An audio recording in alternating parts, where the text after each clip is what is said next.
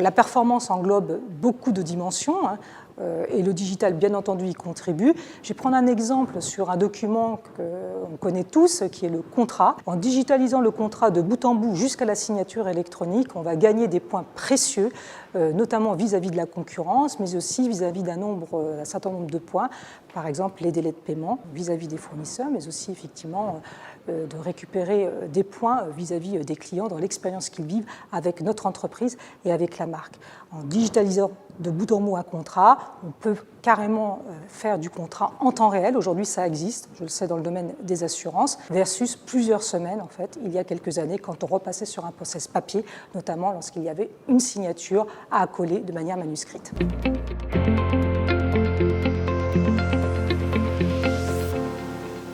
Dans le cadre de la digitalisation, aujourd'hui, on ne peut plus penser le système d'information fermé ou replié sur lui-même.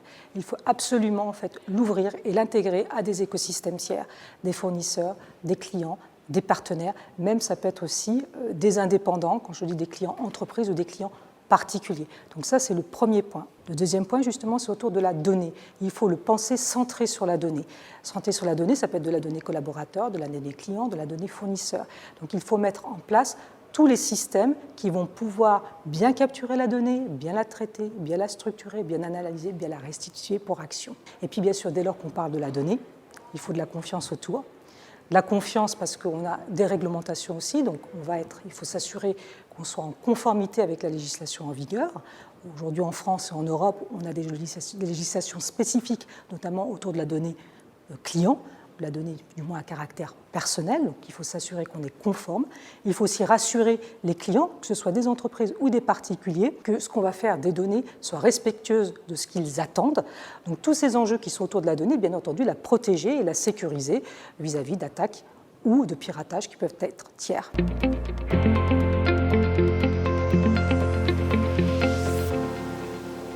La transformation digitale a concerné beaucoup de sujets et les entreprises se sont attachées d'abord en premier lieu à améliorer tout ce qui va concerner l'expérience client, donc la partie front office. Et aujourd'hui, l'enjeu pour elles, c'est beaucoup plus travailler sur le back office et sur les couches qui vont en fait faire la jonction entre le back office et le front office, et ce qu'on appelle les fameuses couches middleware. Il y a un travail de modernisation de ces systèmes d'information back office, bien entendu, et aussi de pouvoir, comme on l'a vu tout à l'heure, leur permettre de s'ouvrir à l'extérieur et de mieux faire l'interface avec ces solutions front office. C'est aussi intégrer les nouveaux modèles, notamment qui vont être à base d'API, de microservices, qui vont reposer sur le cloud.